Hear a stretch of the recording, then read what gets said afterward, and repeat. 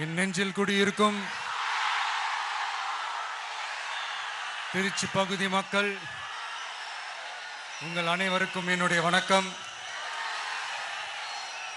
எல்லாரும் எப்படி இருக்கிறீங்க? காலையில் எல்லாரும் சாப்பிட்டீங்களா? ரொம்ப நேரமா வெயிட் பண்றீங்க போல. இந்த சீக்கிரம் முடிச்சிடுறேன். கேஸ் பிரச்சனையெல்லாம் எப்படி இருக்கு? சரியாயிடுச்சா? சால்வ் ஆயிடுச்சா? கேஸ்லாம் புக் பண்ணீங்கன்னா புக் ஆகுதா? இந்த கேஸ் பிரச்சனையினால எவ்வளவு பிரச்சனைகள், எவ்வளவு டீ கடைகள் மூடிட்டாங்க, எவ்வளவு ஹோட்டல்ஸ் மூடிட்டாங்க, இதனால எவ்வளவு கஷ்டங்கள், எவ்வளவு நஷ்டங்கள். அவங்களாச்சும் கொஞ்சம் உஷாரா இருந்திருந்தாங்கன்னா இந்த கேஸ் தட்டுப்பாடை கொஞ்சம் கண்ட்ரோல் பண்ணியிருக்கலாம். இவங்களாச்சும் கொஞ்சம் முன்னெச்சரிக்கையா இருந்திருந்தா அட்லீஸ்ட் நம்ம ஊர்லயாச்சும் இந்த கேஸ் தட்டுப்பாடை கொஞ்சம் கண்ட்ரோல் பண்ணியிருக்கலாம். இவங்க 2 பேரும் தான் இதுக்கு காரணம். ஆனா நம்ம ஸ்டாலின் சாரை கேட்டீங்கன்னா நமக்கு அதுக்கும் சம்பந்தமே இல்லையே அப்படின்பாரு. ஆனா அவர் வீட்டில் ஏதாவது ஒரு ரைடுனா, அவர் வீட்டில் ஏதாவது ஒரு பிரச்சனைனா டெல்லிக்கு பறந்து போயிட்டு வருவாரு. இந்த கேஸ் சிலிண்டர் பிரச்சனைக்கு கொஞ்சம் டெல்லிக்கு பறந்து போயிட்டு வரலாம்ல, கொஞ்சம் பிரயோஜனமாச்சு இருக்கும்ல. கேஸ் சிலிண்டருக்கு மானியமா 100 ரூபாய் தருவேன்னு சொன்னீங்களே, என்ன ஆச்சு? கரும்புக்கு ஆதார விலையா 4000 ரூபாய் தருவேன்னு சொன்னீங்களே, என்ன ஆச்சு? இந்த ரேஷன்ல சர்க்கரை 1 கிலோ எக்ஸ்ட்ரா தருவேன்னு சொன்னீங்களே, என்னாச்சு? ரேஷன்ல உளுந்தம்பருப்பு கொடுப்பேன்னு சொன்னீங்களே, என்னாச்சு? நானும் இது எத்தனை வாட்டி ரிப்பீட் பண்றதுன்னு எனக்கு தெரியல. நீட்டை ரத்து செய்வோம்னு சொன்னீங்களே, என்னாச்சு? சோ எதெல்லாம் அவரால் செய்ய முடியாதோ அதையெல்லாம் பொய் வாக்குறுதிகளா கொடுத்து ஏமாத்துறது தான் இவருடைய வேலையே. இப்ப அடுத்த செட் ஆஃப் இந்த பொய் வாக்குறுதிகளை ரெடி பண்ணிட்டாரு. அதனால அவரை மாதிரி நாங்க பொய் வாக்குறுதிகள்லாம் கொடுக்க மாட்டோம். மக்களுடைய தேவைகள் என்னன்னு சரியா புரிஞ்சுக்கிட்டு அதுக்கு ஏத்த மாதிரி தான் நாம செயல்படுவோம். 6 சிலிண்டர்கள் தாய்மார்களுக்கு கட்டணம் இல்லாம அன்னபூர்ணி சூப்பர் 6 திட்டம் சொன்ன மாதிரியே நிறைவேற்றுவோம். கல்யாணம் ஆகி போற நம்ம தங்கைகளுக்கு 1 பவுன் தங்கமும் பட்டு சேலையும் சொன்ன மாதிரியே கொடுப்போம். 60 வயசு வரைக்கும் இருக்கிற குடும்ப தலைவிகளுக்கு மாதந்தோறும் 2500 சொன்ன மாதிரியே கொடுப்போம். என்னுடைய அம்மா, அக்கா, தங்கைகள் எல்லாருமே தமிழ்நாட்டில் எந்த மூலையிலிருந்து எங்க வேணாலும், தமிழ்நாட்டுக்குள்ள எந்த பஸ்ல வேணாலும் ஃப்ரீயா சொன்ன மாதிரியே ஃப்ரீயா போகலாம். கல்வி, ரேஷன், மருத்துவம், குடிநீர், சாலை வசதி, பஸ் போக்குவரத்து, இந்த மாதிரி அடிப்படை விஷயங்கள்ல தான் எங்களுடைய முதல் கவனம் இருக்கும். நான் ஏற்கனவே சொன்னது மாதிரி நிறைய கவர்மெண்ட் ஸ்கூல்ல இந்த டாய்லெட் வசதிகள்லாம் சரியா இல்லை, அதை சரிப்படுத்தணும்னு சொன்னோம். உடனே இதெல்லாம் ஒரு பெரிய விஷயமா அப்படின்ட்டு சில அறிவாளிங்க கேட்டாங்க. அந்த அடிப்படை வசதிகள் இல்லாததுனால தான் ஒரு 12th ஸ்டாண்டர்ட் படிக்கிற பொண்ணு ஒரு அவசரத்துக்கு ஒரு காட்டு பக்கம் ஒதுங்கினாங்க. என்னாச்சு? இந்த உலகத்தை விட்டே போயிட்டாங்க. அதுக்கு என்ன காரணம்? இந்த மாதிரி அடிப்படை வசதிகள் இல்லாததான் காரணம். அதனால என்னுடைய தாய்மார்களே, உங்களுக்கு பாதுகாப்பு இல்லாத இந்த அடிப்படை வசதிகள் கூட செஞ்சு கொடுக்காத இந்த தீய சக்தி திமுக அரசை என்ன பண்ணலாம்? தூக்கி வீசி அறிவோமா? எதுக்கு இப்ப அங்க இங்க சுத்திக்கிட்டு நம்ம ஊருக்கே வருவோம், நம்ம திருச்சிக்கே வருவோம். இங்க ஒரு மந்திரி இருக்கிறாரு,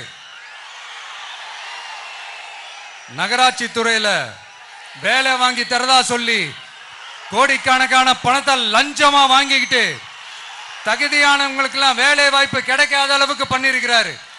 இதெல்லாம் எவ்வளவு பெரிய ஒரு ஏமாத்து வேலை. அதனால நம்ம தம்பி தங்கைகளே, உங்களுக்கு இந்த வேலை வாய்ப்பை பறிச்ச இந்த ஸ்டாலின் சார் சர்க்காரை என்ன பண்ணலாம்? தூக்கி வீசி எறிவோமா? உங்களுக்கு இந்த பாதுகாப்பு இல்லாத, சட்டம் ஒழுங்கு சரியில்லாத இந்த தீய சக்தி திமுக அரசை என்ன பண்ணலாம்? தூக்கி வீசி எறிவோமா? நகராட்சி துறையில மட்டுமே 1000 கோடிக்கு மேல ஊழல்னா அப்ப மற்ற துறையில எல்லாம் கொஞ்சம் கணக்கு போட்டு பாருங்க, தலையெல்லாம் சுத்தி போயிடும். நான் கொஞ்ச நாளைக்கு முன்னாடி சொல்லியிருந்தேன், இந்த ஸ்டாலின் சார் டாக்ஸ் அப்படின்ட்டு, இந்த ஜிஎஸ்டி மாதிரி எஸ்எஸ்டி, அதை பத்தி அவங்க வாயை திறக்கலைங்க. என்னமோ அவங்களே ஒத்துக்கிட்ட மாதிரி இருக்குது. ஆமா, இப்படி ஒரு டாக்ஸ் இருக்குது அப்படின்னு அவங்களே ஒத்துக்கிட்ட மாதிரி ஆயிடுச்சு.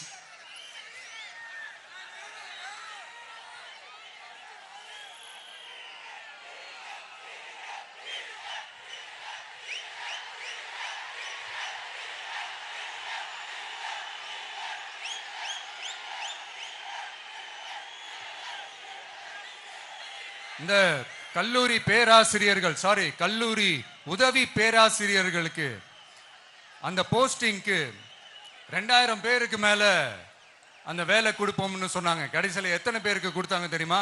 வெறும் 5 பேருக்கு. 2000 எங்க, இந்த 5 எங்க? அதனால இதெல்லாம் வெறும் அறிவிப்புகள் மட்டும்தான். இது மாதிரி லட்சக்கணக்கான காலி பணியிடங்களை நிரப்புவோம்னு சொன்னாங்க. அதுவும் என்ன ஆச்சுன்னு தெரியல. இதெல்லாம் வெறும் அறிவிப்புகள் மட்டும்தான். இதனால ஒரு யூஸுமே கிடையாது. யூஸ்லெஸ் கவர்மெண்ட் இது.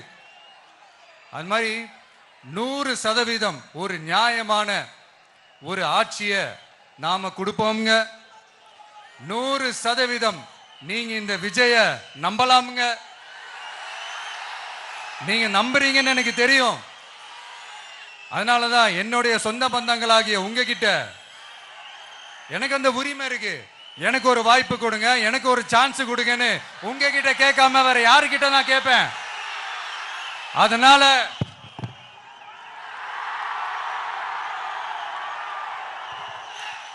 எனக்கு ஒரே ஒரு வாய்ப்பு கொடுங்க.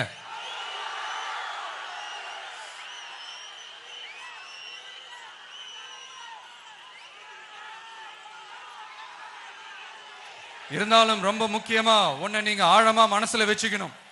இந்த எலெக்ஷன்ல திமுக ஏலத்தில் எடுத்திருக்கிற கல்லாப்பெட்டி கூட்டணியோட சேர்ந்து, அப்புறம் நாம ஏற்கனவே சொன்னோமே அந்த மற்றும் பலர் கூட்டணின்னு ஒண்ணு இருக்குல்ல, அவங்களோடும் கள்ள கூட்டணி போட்டுக்கிட்டு எல்லாரும் முன்னா சேர்ந்துக்கிட்டு நம்மள உங்க விஜய எப்படியெல்லாம் எதிர்க்கிறாங்கன்னு நான் சொல்லிதான் உங்களுக்கு தெரியணும்னு அவசியம் இல்லை. இந்த கரூர் நிகழ்ச்சி சூழ்ச்சின்னு பலர் சொல்றது மாதிரி நம்ம கடைசி படமான ஜனநாயகன், அதான் நம்ம மனசுக்கு நெருக்கமான உங்க எல்லாரோடும் நமக்கு இருக்கிற பூர்வ ஜென்ம பந்தத்தை இன்னமும் எங்க இறுக்கமா மாத்திடுமோன்னு, எங்க அது இந்த தேர்தலில் நமக்கு மிகப்பெரிய ஆயுதமா மாறிடுமோன்னு ஒரு கூட்டு சூழ்ச்சி, அதோட இன்னும் பல பல சூழ்ச்சிகள். அதனால உங்க மகன், உங்க அண்ணன், உங்க தம்பி, உங்க விஜய் கேட்கிறேன், உங்களுக்காக நீதி கேட்க வந்த எனக்கும் சேர்த்துதான் நீதி வேண்டும். அவங்க கொள்ளையடிக்க இதுவரைக்கும் எப்படி உங்களை ஏமாத்திட்டு இருக்காங்க தெரியுமா? இந்த காங்கிரஸ்ல இருக்கிற சிலரை கையில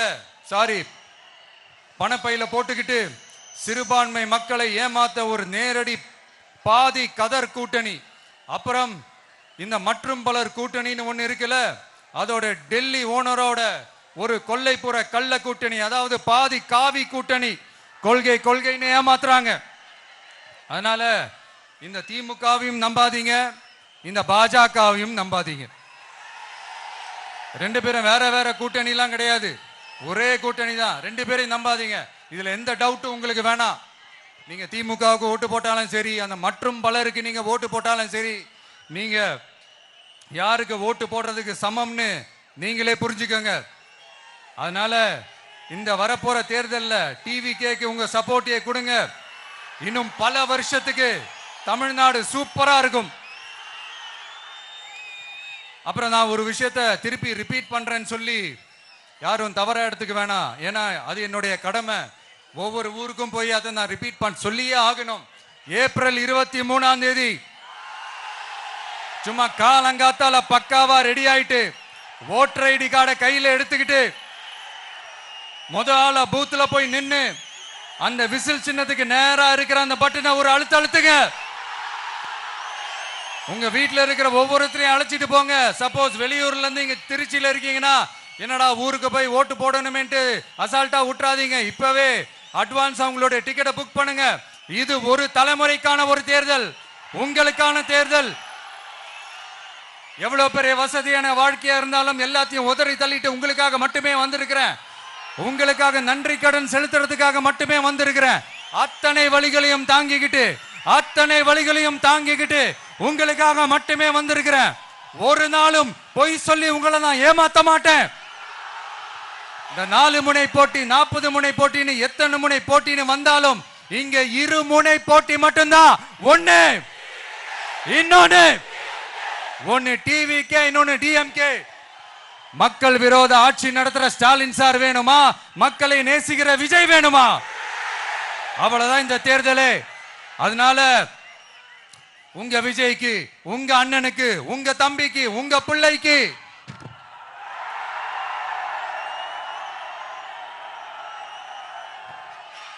ஒரே ஒரு வாய்ப்பு கொடுங்க.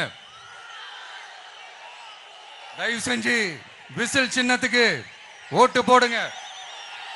இது ஒரு விசில் புரட்சி தேர்தலா இருக்கணும். இங்க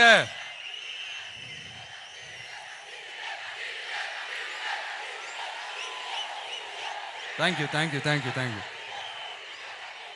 இங்க திருச்சி இந்த எல்லா தொகுதியிலும் நம்மளுடைய நண்பர்களை, நம்மளுடைய தோழர்களை வேட்பாளர்களா அன்னைக்கு அறிவிச்சேன், நான் நிப்பாட்டி இருக்கேன். அவங்க வேற, நான் வேறன்னு தயவு செஞ்சு பிரிச்சு பாத்துறாதீங்க. அவங்க எல்லாரையும் வெற்றி பெற செய்யணும்னு உங்க எல்லாரையும் தாழ்மையுடன் நான் கேட்டுக்கிறேன். நான் தன்னந்தனியாளு, நீ ஏளனமா பாரு. கொஞ்சம் நவுந்தனா இங்க 8 கோடி பேரு. மிரல போது ஸ்டேட்டு எங்க விசில் சத்தம் கேட்டு. நல்லவங்க வாழ நீ விசில் கடி ஓட்ட. கடைசி நம்பிக்கை மக்களை தேடி வருது. அதை இறுக்கி புடிச்சு ஒரு வரலாறு எழுது. உங்க விஜய் நான் வர. விசில் அடிக்க ரெடியா?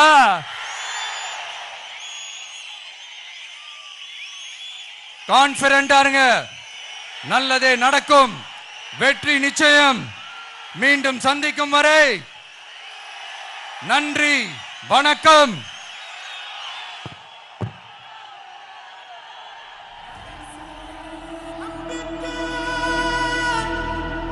மக்களை தேடி வருது. அதை இறுக்கி முடிச்சு ஒரு வரலாறு எழுது.